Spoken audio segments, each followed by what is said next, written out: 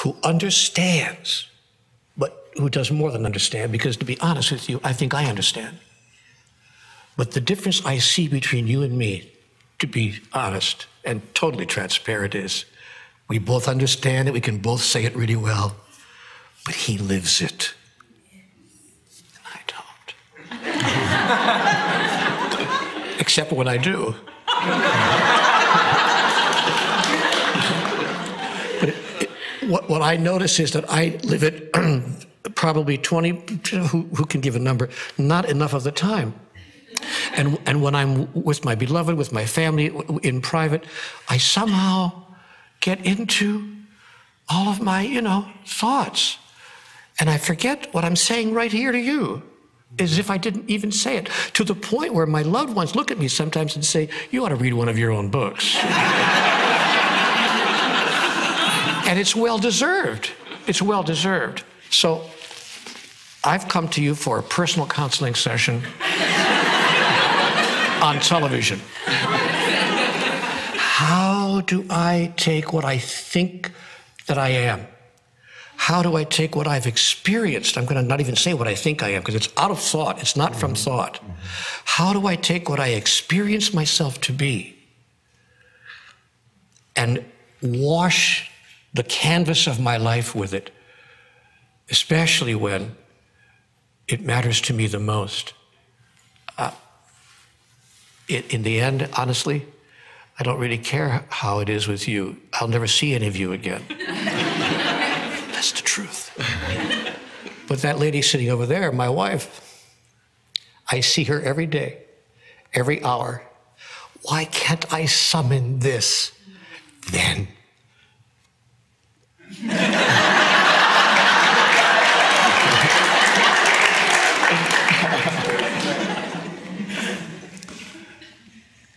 First of all,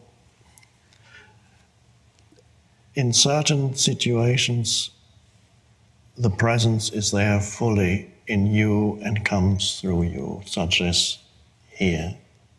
You know that. When in a so-called teaching situation or writing situation, the presence moves through you. And then there's the rest of your life. And it is sometimes there, I would assume, and sometimes not. Is that right? Or is it mostly not? I think it's more there now than it used to be, but it's still the majority of time not. And people who know me would tell you that. They'd say, you think this is a nice person, you should work for him. So all it means is your mind still takes over, and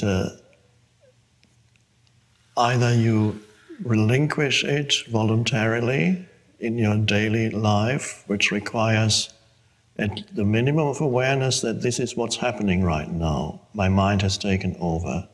But I believe that you do have that. It comes in sometimes that you realize that your mind has taken over. And in that moment you can relinquish that and invite presence into your life. And whenever any conflict situation arises or any kind of suffering arises, irritation, anger, whatever it is, then it can be used as an alarm clock to tell you, oh, something has happened here. I sometimes say it's an alarm clock that tells you, I've lost the present moment. I'm not present in the now. So, in other words, you are trapped in your mind. So you can use any conflict situation, and the moment you notice it, you can invite presence back into your life, and so immediately the alertness comes back. It's a voluntary death. If you don't do it, you'll need more suffering, and then it'll happen. Yeah. But if you voluntarily relinquish, because you know how it works because you experience what you do in a situation like this, there's that complete openness. You're not identified with old mind. Your mind is simply a servant of the deeper awareness as you speak to us. It's beautiful. You're not here, you're not protecting your ego, which is a wonderful thing, and because there is something much vaster here speaking through you than the limited ego that still arises in your daily life. So as you sit here, the ego is not operating. Otherwise, you would have to hide the fact that you don't live it in your daily life. But something much greater than the ego is speaking through you right now. You think he's going to miss a chance to talk to Eckhart Tolle about this? You're crazy.